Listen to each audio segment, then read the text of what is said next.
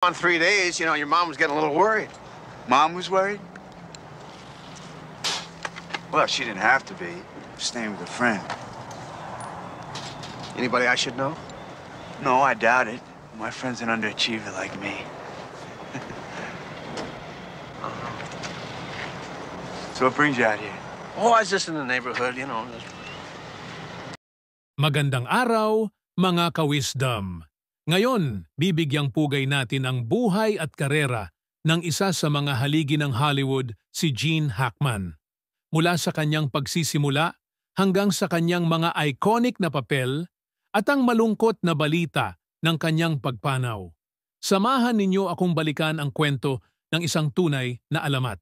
Dito sa Pinoy Wisdom.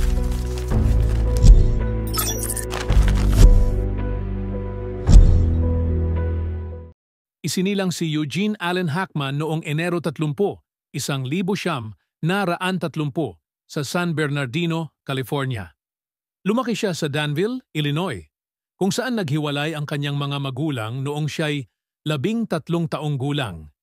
Sa edad na 16, sumali siya sa US Marine Corps at naglingkod bilang radio operator sa iba't ibang bansa, kabilang ang China, Japan at Hawaii.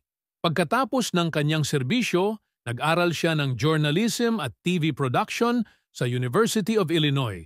Ngunit kalaunan ay napagtanto niyang ang kanyang tunay na hilig ay nasa pag-arte. Sa kanyang pagpasok sa mundo ng pag-arte, sumali si Hackman sa Pasadena Playhouse sa California, kung saan nakilala niya si Dustin Hoffman. Sa kabila ng mga pagsubok at pagtanggi, hindi siya sumuko. Noong 1964, nakuha niya ang kanyang unang malaking papel sa pelikulang Lilith, kasama sina Warren Beatty at Gene Seberg. Ang kanyang dedikasyon at husay ay nagbunga ng sunod-sunod na proyekto sa teatro at pelikula. Ang tunay na tagumpay ni Hackman ay dumating noong 1971 nang gumanap siya bilang Detective Jimmy Popeye Doyle sa pelikulang The French Connection. Ang kanyang makatotohanang pagganap ay nagbigay sa kanya ng Academy Award for Best Actor. Sinundan ito ng mga kahanga-hangang papel sa The Conversation, 1974, Superman, 1978, bilang si Lex Luthor, at Unforgiven, 1992, kung saan muli siyang nagwagi ng Oscar bilang Best Supporting Actor. Sa kabila ng kanyang tagumpay, hindi rin naiwasan ni Hackman ang ilang kontrobersya. Kilala siya sa kanyang pagiging prangka at minsan ay nagkakaroon ng tensyon sa pagitan niya at ng ilang direktor o kasamahan sa industriya. Gayunpaman, nanatili siyang propesyonal at patuloy na nagbigay ng dekalidad na pagganap sa bawat proyekto. Noong 2004, matapos ang pelikulang Welcome to Mooseport, nagpasya si Hackman na magretiro sa pag-arte.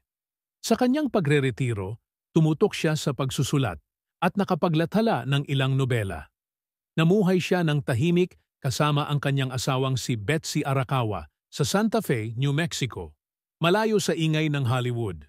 Noong Pebrero 26, 2025, natagpuan sina Gene Hackman at ang kanyang asawang si Betsy na wala ng buhay sa kanilang tahanan sa Santa Fe.